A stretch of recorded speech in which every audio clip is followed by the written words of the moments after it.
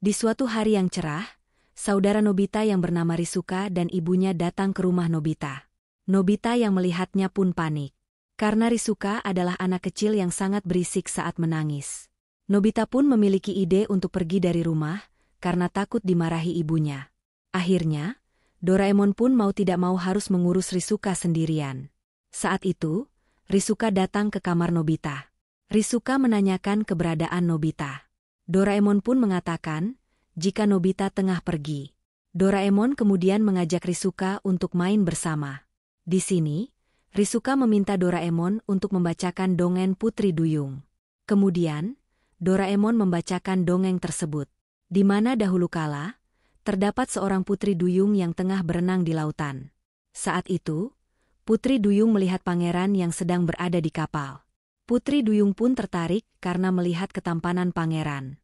Namun tiba-tiba, terjadi gelombang besar dan terjadi badai lautan. Putri Duyung kemudian menyelamatkan pangeran yang tenggelam. Setelah itu, Putri Duyung mendatangi nenek sihir untuk meminta ramuan supaya ia bisa memiliki kaki dan bertemu dengan pangeran. Nenek sihir pun bersedia memberi ramuan tersebut dengan ganti sirip milik Putri Duyung.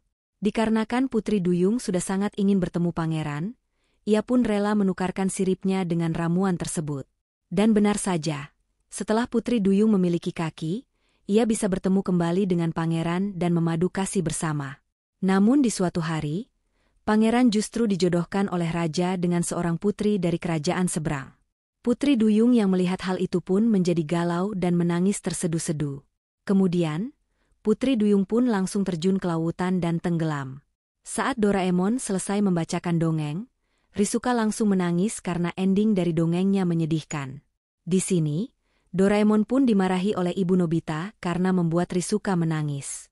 Doraemon yang kesal pun akhirnya mengeluarkan sepatu masuk dongeng dan akan mengubah ending dari dongeng tersebut.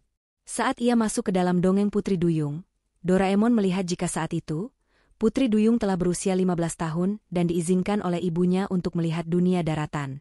Saat sampai di daratan, ia pun melihat pangeran yang tengah berada di kapal. Putri Duyung pun jatuh cinta kepada pangeran. Setelah itu, Putri Duyung menyelamatkan pangeran saat pangeran hampir tenggelam. Kemudian, Putri Duyung menemui nenek sihir untuk membantunya memberi ramuan, supaya ia bisa memiliki kaki. Di sini, nenek sihir meminta sirip milik Putri Duyung dan suara Putri Duyung. Melihat hal itu, Doraemon pun marah karena perjanjiannya tidak sesuai. Doraemon kemudian mengeluarkan alat tukar dan membantu Putri Duyung. Saat itu, Putri Duyung memberi jepit kerang sebagai gantinya. Berkat alat tersebut, Putri Duyung akhirnya memiliki ramuan itu tanpa harus menukarkan sirip dan suaranya kepada nenek sihir. Setelah itu, ia pun bertemu dengan pangeran di daratan. Saat pangeran bertemu dengan Putri Duyung, pangeran pun langsung jatuh cinta kepada Putri Duyung. Setelah itu, pangeran dan Putri Duyung menjalani hari-hari dengan bahagia. Doraemon kemudian memutuskan untuk keluar dari dunia dongeng. Doraemon pun kembali membaca buku itu dan melihat endingnya. Namun ternyata, endingnya masih sedih dan Doraemon kembali masuk ke dalam buku dongeng. Doraemon menanyakan terkait keberadaan pangeran kepada Putri Duyung. Ternyata, pangeran telah dijodohkan dengan putri kerajaan seberang. Doraemon marah besar dan mengajak Putri Duyung menemui pangeran. Di sini, Doraemon marah kepada pangeran dan menjelaskan kepada pangeran terkait jasa Putri Duyung kepada pangeran. Doraemon juga meminta pangeran untuk menikahi Putri Duyung. Namun, putri kerajaan seberang tidak terima, dan kembali menjelaskan, jika saat pangeran hampir tenggelam, ialah yang menyelamatkan pangeran dan merawat pangeran. Doraemon pun kesal dan hendak membantu Putri Duyung menggunakan alatnya. Namun, Putri Duyung justru pergi meninggalkan istana dan menerima jika pangeran menikah dengan yang lain. Saat di tepi pantai, Putri Duyung pun mengatakan, jika saat ini ia sudah rela karena saat ini, ia tengah mencintai orang lain. Doraemon pun merasa senang dengan hal itu. Namun siapa sangka, orang yang dimaksud adalah Doraemon. Putri Duyung jatuh cinta kepada Doraemon, karena Doraemon selalu membantunya. Putri Duyung pun meminta Doraemon untuk menikah dengannya. Mendengar hal itu, Doraemon menjadi panik dan kembali ke dunia nyata. Di sini, Doraemon kembali mengubah alur ceritanya, supaya pangeran jatuh cinta kepada Putri Duyung dan menikah dengan Putri Duyung. Alhasil, cara yang digunakan Doraemon pun berhasil. Hingga akhirnya, Putri Duyung dan Pangeran pun hidup bahagia. Doraemon kemudian kembali ke dunia nyata. Saat itu, Nobita telah pulang ke rumah dan Risuka meminta Nobita untuk membacakan dongeng Putri Duyung. Saat Nobita membacakan dongeng, Nobita terheran-heran karena alur ceritanya berubah. Dan saat Nobita selesai membacakan ceritanya, Risuka justru menangis karena alur ceritanya tidak seperti yang dahulu. Di sini, Nobita pun kembali dimarahi ibunya karena membuat Risuka menangis. Dan film berakhir. Terima kasih yang sudah menonton. Jangan lupa bantu Mimin dengan klik like, subscribe dan nyalakan loncengnya, supaya tidak ketinggalan video lainnya. Yuk langsung saja pergi ke ceritanya. Di suatu pagi yang cerah, Nobita kembali dimarahi gurunya karena tertangkap makan permen di kelas. Setelah pulang sekolah, ia juga dimarahi mama karena meninggalkan sepatu sembarangan. Lelah dimarahi terus, Nobita mengeluh pada Doraemon. Kenapa sih di dunia ini banyak banget larangan? Gak boleh ini, gak boleh itu, keluh Nobita sambil membanting tas. Doraemon pun mengeluarkan alat dari kantong ajaibnya bernama stiker tanda larangan otomatis.